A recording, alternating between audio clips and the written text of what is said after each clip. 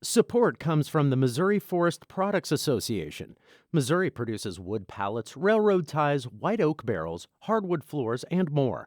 Details on the variety of products made in the state are at choosewood.com. Welcome to St. Louis on the Air. I'm Jason Rosenbaum. Meandering over more than 400 miles of southeast Missouri is a network of hiking trails, collectively known as the Ozark Trail. Its long history, along with its natural beauty, fill the pages of a photographic book titled The Ozark Trail, Images of Missouri's Longest Hiking Trail. The author is Don Massey, who is a member of the Ozark Trail Association, and he joins me in studio. Also here with us is that association's president, Kathie Brennan. Don, Kathie, thank you so much for coming here today. You're welcome. Just tell us, listeners, a little bit about what the Ozark Trail is, where it goes to, and how it came about. I think I'll let Kathie talk about that because she knows. Okay. that. Well, kind of the background on the Ozark Trail, it was a conglomerate of trails that were created through federal and state agencies. And back in the 1970s, a survey was done for every state, seeing what trails they had to meet the population need. And so through that study, the need was found that if the agencies work together, which we now call our partners, if they work together, they could create this long distance trail. And so the vision back in the 70s was to go from St. Louis all the way down to the Arkansas border to connect with the Ozark Highland Trail. So the Ozark Trail Council was formed of the agencies that work together.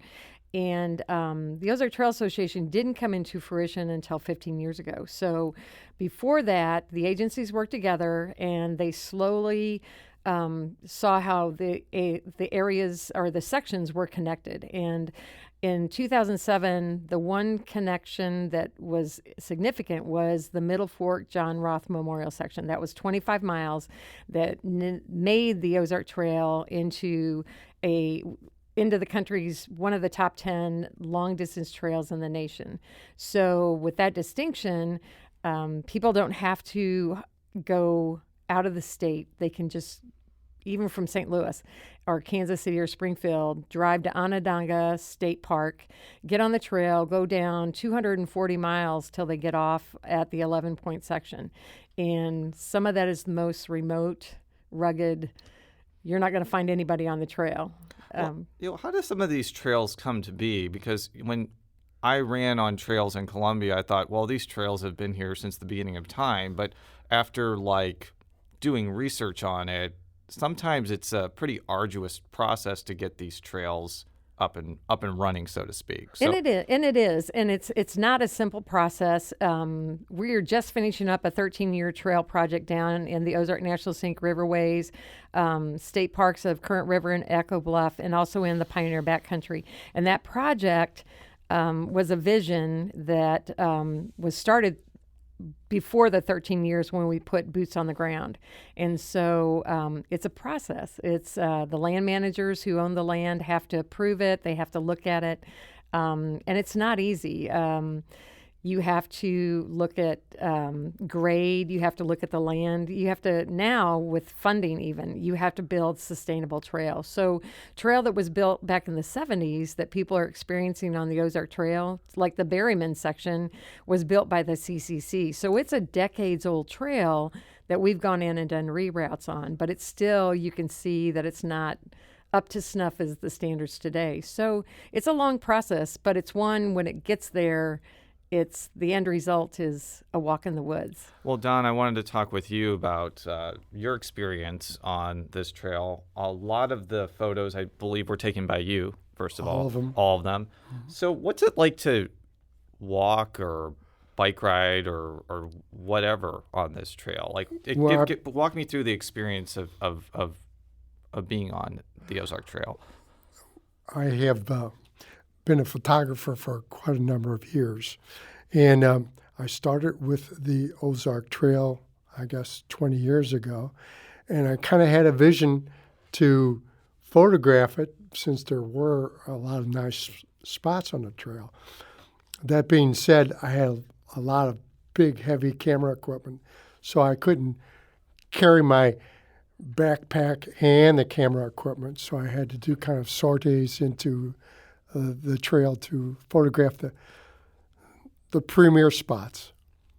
Yeah, because I'm looking through this book right now, and what is so striking about not only this book, but about the trails, just how varied the landscape is. Like some could be mountains, and then you kind of get to rivers and even like forests at some point. I'm not sure. I'm sure that there are other trail networks that have a very diverse amount of scenery, but this seems to be so diverse. It may be what makes it one of the more appealing trails in the entire country. Has that been your experience as well? That's true. The Ozarks was actually part of the Boston Mountain Range, and it's a very old mountain range, and our territory is basically eroded territory, and therefore all those valleys and rivers are caused by erosion through the years. So you can develop some big valleys when you have the erosion for such a long time. Kathie, I'm looking at this map right now, and some parts of the trail are only really accessible by hiking or backpacking, not backtracking, and others are multi-use, which I assume would include like bicycling as well. Like, how does that kind of contribute to the appeal of the trail and bringing people in from other parts of the country to either hike or bike on the Ozark Trail? So what's really great about the Ozark Trail is that it's very accessible through roads, highways. The trail crosses a multitude of county roads or Forest Service roads. So when we do maintenance, we have accessibility to sections of trail. Sometimes it's maybe just a quarter of a mile that you get on the trail and then you find another road that you cross. But the trail is multi-use. So that means it's mountain biking, hiking, backpacking. Trail runners love it. The mountain bikers use it a lot in the northern part. And they can, and the thing is that the Ozark Trail Association didn't designate the users of where they could go on the trail. It's the land user, it's the landowners. And so like Peck Ranch there's a beautiful section of through Peck Ranch, which is going through an area, but it's hiking only. But there's been plans made and trail, or not trails, but there's opportunities for people to use gravel roads to walk, or they can mountain bike ride that. And then with the equestrians, they have designated areas as well that they can be on there. So accessibility is something that's there, but it's the ruggedness and the remoteness that when you get down there, because the trail doesn't go into any town. The closest supply store that we consider is Bixby, Missouri. It's a big difference from like the Katy Trail, for example, which I may be getting the name wrong, but there's a trail that goes through like St. Charles and mid-Missouri all the way to the Kansas City area, where it goes from town to town to town to town, basically. Well, the Katy Trail is a bike trail. Bike trail, yes. The bike trail. So, yes, and so the cool thing about the Katy Trail, that was a rails to trails that was created off of an old railroad line. So the cool thing about it is it goes right through communities for them, and that helps with that. With our trail, it has to be almost self-supported, or if you support yourself, you leave food caches or water caches along the trail as you go. And so kind of the interesting thing, there's a huge push towards fastest known times on trails now, long distance trails and that. And so we had a gentleman that did a supported through hike from the 11-point section all the way up to Onondaga, that he had set that. But then we had two gentlemen that did their self-supported hike, that they left caches along the road and did the same route as well. So because it's you can't go into a town like the Appalachian Trail or the Continental Divide Trail has towns that it goes into, but with us, that's what the uniqueness is about it. It's remote, it's rugged. You don't have a place that you can just pop off and get supplies. We're talking with Don Massey, author of the Ozark Trail, Images of Missouri's Longest Hiking Trail, and Kathie Brennan, president of the Ozark Trail Association. Don, you mentioned you've been a photographer for a long time. How does this compare to some of the other projects you've done, and what were some of the challenges of putting a book of scenery like this together? I mean, not necessarily like putting the photos in a book, but actually getting the photos so that where they can be in the book. Well, when you hike, a lot of times it's just trees, so you have to find spots that represent that area. So having a trail that's long, you have to go there several times to get the light the right way. And I found that it took me many, many years to get all these photographs. It wasn't done, in 4 or 5 years. It was done over 10, 15 years. I had been a photographer for the Army for quite a number of years, a contractor for the Army, and that certainly was a lot different than this project.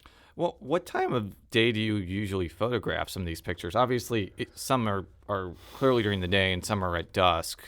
But like, if somebody wanted to go on this trail and take photographs in a somewhat professional manner, like how would they go about doing it, and what time frame would they have to do it to make sure that they're the best pictures?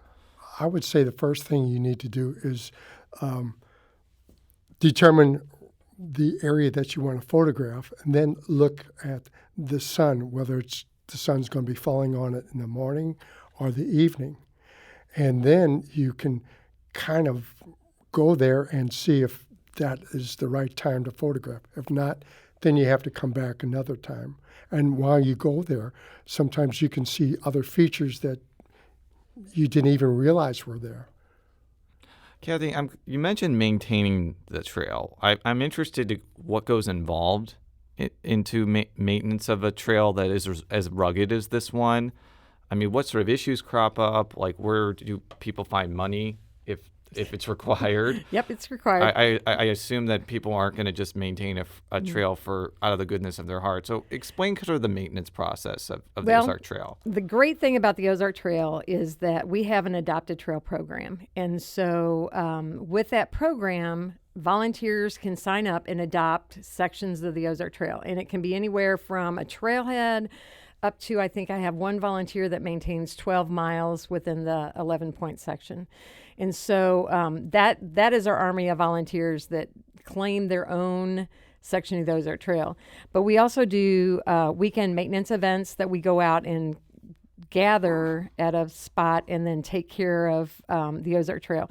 And so maintenance for us involves sawing trees off the trail. We have certified sawyers. I'm a certified sawyer that we take equipment out. We cut trees off the trail. We brush. We lop.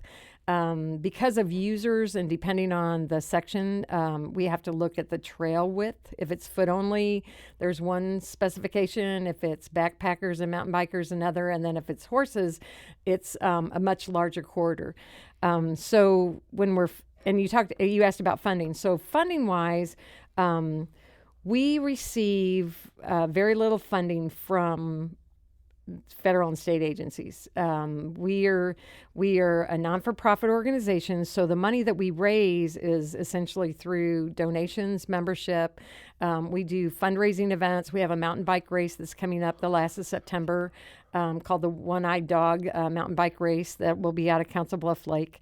We've done a trivia night that's been very successful. We had a hike run event out of Johnson Shut-ins and Tom Sauk Mountain State Park, which was kind of cool because people ran from the highest point in Missouri past the highest falls in Missouri and down into Johnson Shut-ins through. I love Johnson Shut-ins. Yeah, I know I'm not supposed to make editorial comments, but I went there a couple years ago with my wife, and what I was noticing there, especially Iron County, which is a fairly sparsely populated place, but also a place with a lot of poverty, is probably a big aspect of their economy are people coming to those parks and coming to these trails. So I guess my final question to both of you is, like, what do you think the economic impact is to some of the surrounding areas, even if it's not like near a town, of having this trail? One thing I can say is this. I mentioned the 13-year trail project that we're just going to finish up. We have less than a half mile to connect Current River State Park all the way over to the Blair Creek section. And one of the rangers out of Round Springs, Ozark National Scenic Riverways facility said that people would come in and they'd go, do you have a trail that we can hike? And he'd go, yeah, get in your car, go back up the road and go to Devil's Well, hike to the river, come back. Now that we've finished this project, they can walk out the visitor center, go up to Blue Springs, cross a pedestrian bridge, and get on the trail. It's a loop trail, and right across the road is Cars Canoe Rental. And this little place lives for Memorial Day through Labor Day for floating for the most part. And so with this addition of a trail, over the last 2 years, even though we're still working on the trail, they are telling us the impact that they have is phenomenal. Well, I want to thank Don Massey, author of the Ozark Trail Images of Missouri's Longest Hiking Trail, and Kathie Brennan, president of the Ozark Trail Association, for joining us today. This is St. Louis on the Air on St. Louis Public Radio, 90.7 KWMU.